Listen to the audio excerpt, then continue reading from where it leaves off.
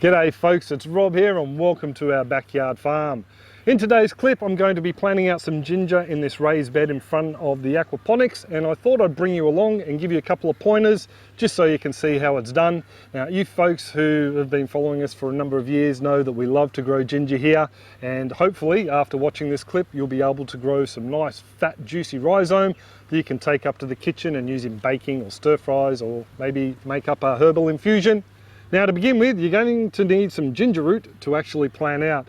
The easiest place to find it will be either in your supermarket or greengrocers or Fruito if you're here in Australia. You can pick it up there. Also, to online plant sales stores will sell them.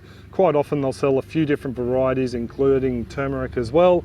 Just one thing to remember about store-bought ginger: if you are going to buy from the supermarket or the greengrocers, try and get organic ginger, because that way you're pretty much well assured that it's not going to be sprayed with any chemicals that will inhibit the sprouting of the root itself. So the ginger that's going to be planted out today is in this basket here, quite obviously, and came from this season's harvest. They've been sitting in the cool, dark pantry, just waiting, biding their time to come back out into the patch.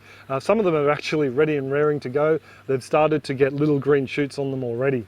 So when it comes to selecting the ginger, I pretty much don't go much smaller than this, roughly around about 2 inches or 50 millimeters in size. I actually prefer slightly larger pieces, a little bit more plumper.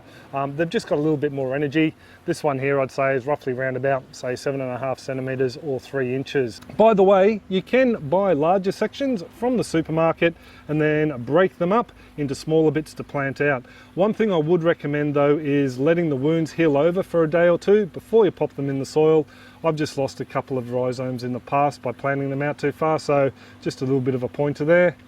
Before we start popping this ginger into the soil, I just thought I'd point out that ginger is a tropical understory plant, so it does very well here in our subtropical humid climate in southeast Queensland. It does like a little bit of partial shade, I've found, but then again we're inland a bit and we do get slightly hotter summers than people that live, say, an hour east towards the coast. Now, what I've done is I've situated ours in a position that receives about 6 hours of morning sun, and then from about midday on it is shaded by the hoop house above us, so it doesn't cop that hot blistering afternoon sun that some other parts of the patch get. Now, if you're in a cooler temperate area, it would pay you to grow your ginger in full sun. That extra sunlight will not only keep the plants warm but also the soil as well, which will encourage extra root growth. Now, as for position, I've actually got this bed situated so it will receive our winter sun, which comes from that direction. Easy to point with that hand. That's north for us, so we'll get a lot of the late summer sun in here, which will keep the soil warm and the plants themselves. If you're in the northern hemisphere, of course, you would plant it in a southerly facing aspect. Because we're in the southern hemisphere, our winter sun is in the northern sky. So while we're talking about climates, the different climates will have different planting times. Here in the subtropics, we're lucky enough that we can plant out in early winter to get a little bit of a head start, mainly because we don't get a lot of frost. Now, in cooler areas, in cooler temperate areas, I probably wouldn't plant them out until spring, until the last chance of any frost is gone, and even then might pay just to mulch the ground to keep it protected in case you get that odd late frost. You could also start them off indoors, as you can in much cooler climates. Start them off in little containers, little pots, and then transplant them out into the soil once things have started to warm up and there's no chance of any frost. In new cooler climates, I would probably suggest growing them in containers, because you can move them around and chase the sun. Probably about 50 centimeters or 20 inches across, with 1 or 2 pieces in there will get you a half decent harvest. And being in a container, the sun hits the side walls and does tend to keep the soil that little bit warmer. When it comes to the soil you're going to plant your ginger into, it does pay to have a nice free draining, organic, rich soil blend. If the soil is too heavy and holds on to a lot of water, it can stunt the growth of your ginger, and in the worst case scenario, you'll end up rotting the root out and you'll lose your whole crop. Now, an easy way to add organic matter into the soil is by adding compost or well-aged animal manures. What that's going to do is not only increase the free draining capabilities of the soil, but it's also going to provide food for compost worms, earthworms, bacteria, fungi, which will break down the organic matter and turn it into plant available nutrients. So when it came to feeding up this bed, I added in a whole bag of top quality commercial compost and also tossed in a handful of the slow release pellet fertilizer we like to use here, and dug that through as far as I could using a garden fork, making sure I didn't hurt the other plants in the bed. And as you can see, it's left us with a very loose, organic rich soil blend that I'm sure these ginger plants are going to thrive in. Just quickly for container growing, I think a blend of 1 part top quality compost to 3 to 4 parts top quality potting mix is a fantastic base. To that, I'd probably add in a small handful of the slow release organic pellet fertilizer just to help boost the nutrition in the blend. So now it's time to lay these guys out. I've already got 2 gingers in there. There's one up the back behind the sweet pepper or capsicum and next to the broccoli. And there's another one just on the other side of the broccoli there. So I think I'll get 6 more in here. Oh, by the way, that broccoli will be coming out once it dies off, but this capsicum will be staying. I think I can probably get one away with one there, one there, one there. Pop one there and one over the back. That's about 25 centimeters that way, and we'll stick one in the center. Now, the reason I'm spacing them so far apart, about 25 centimeters to 30 centimeters, what's that, about 10 to 12 inches, is because in the past I've grown some fairly large sections of ginger, and if this crop does just as well, I don't want the bed to get too overcrowded. Now we've got them laid out, all I'm going to do is pop them down around about 2 inches or 50 millimeters from the surface. Any with a little sprout on them, I might try and point that upwards just to make its path to the surface a little bit easier. This one here has got a couple on the side and this one over the back. So there we go, that's pretty much well it. Now, one thing I do like to do over the top of a lot of my beds is to add a layer of mulch. Now, it'll actually serve 2 purposes.